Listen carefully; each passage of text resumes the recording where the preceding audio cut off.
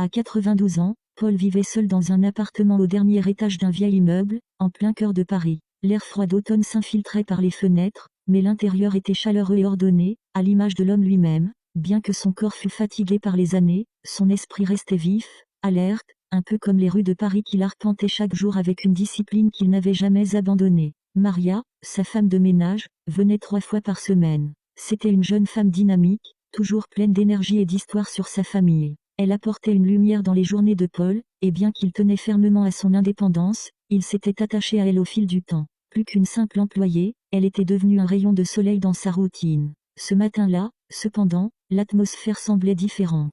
Le vent soufflait avec une violence rare, faisant claquer les fenêtres du salon. Maria s'efforçait de laver les vitres, sa tâche favorite mais toujours délicate. Paul, confortablement installé dans son fauteuil, observait d'un œil distrait. Mais soudain, un bruit sourd, suivi d'un cri déchirant, fit écho à travers l'appartement. Le monde de Paul s'arrêta net.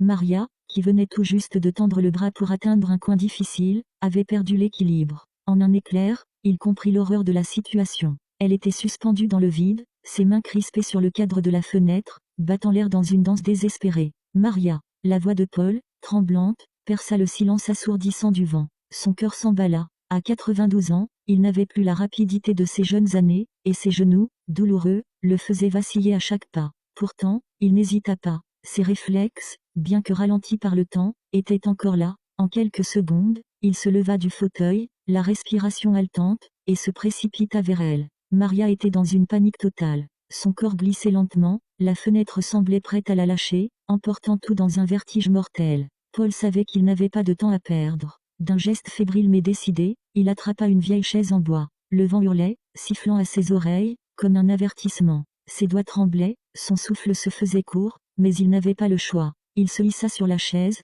tendant les bras, et saisit les poignets de Maria, dont les yeux écarquillés se fixaient sur lui avec une terreur palpable. « Maria, accroche-toi !» Sa voix, faible mais déterminée, couvrit le bruit du vent. Le temps sembla se suspendre. La force du vent était telle qu'il lui semblait qu'ils allaient tous les deux être emportés dans le vide. Paul sentait la fatigue le submerger, mais il ne pouvait se permettre d'abandonner. Ses bras tremblaient sous l'effort, et chaque mouvement lui demandait une énergie qu'il n'avait plus. Pourtant, chaque seconde comptait. Avec une volonté farouche, il tira. Lentement, très lentement, il lutta contre son propre corps. Maria, soutenue par ses bras tremblants, parvint à poser un pied sur le rebord de la fenêtre. Puis, dans un dernier élan désespéré, Paul réussit à la faire basculer à l'intérieur, tous deux s'effondrant au sol, haletants, épuisés, mais vivants. Le silence, lourd, envahit la pièce. Maria, en larmes, s'accrocha à Paul, le serrant contre elle comme si sa vie entière dépendait de ce geste. « Vous m'avez sauvé la vie ». Ces mots étaient un murmure, mais Paul les entendait distinctement,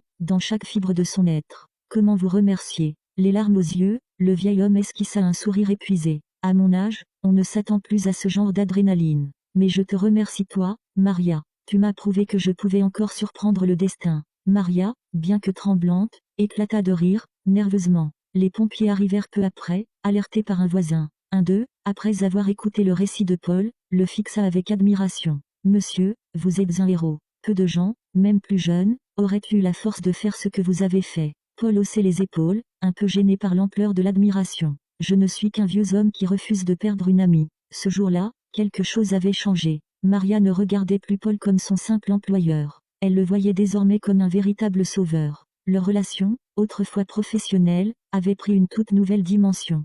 Paul, de son côté, ressentait un profond respect pour la vie et pour le lien humain qu'il avait retrouvé en la sauvant. Les jours qui suivirent, alors qu'il se tenait près de la fenêtre désormais sécurisée, Paul se dit en silence, un sourire discret sur les lèvres. À 92 ans, on peut encore surprendre le destin.